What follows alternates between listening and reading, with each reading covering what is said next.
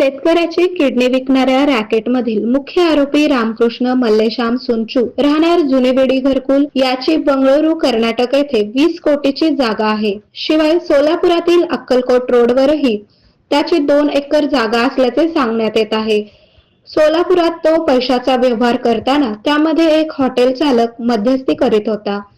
पैसे घेऊन देणे, मिळवून देणे अशा प्रकारचे काम हॉटेल व्यावसायिकाकडून केले जात होते. अशोक चौक येथील त्याच्या पतसंस्थेच्या माध्यमातून तो लोकांना कर्जही देत होता. शहरातील बऱ्याच जणांनी त्याच्या पतसंस्थेत अनामत रकमाही डिपॉझिट केल्या आहेत. हा प्रकार उघडकीस आल्यानंतर लोक त्याच्या पतसंस्थेत पैसे काढण्यासाठी चक्रा मारत असल्याचे समजते.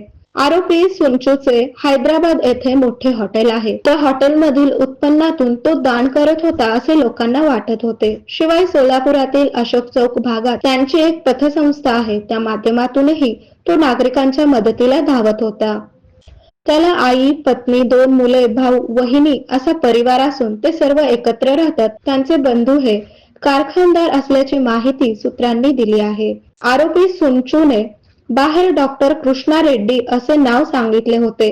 त्यामुळे त्याचे आधार कार्ड, पासपोर्ट बनावट असेल असे सांगितले जाते. चंद्रपूर पोलिसांनी त्याला अटक करून नेले असून तेथे त्याची कसून चौकशी केली जात आहे.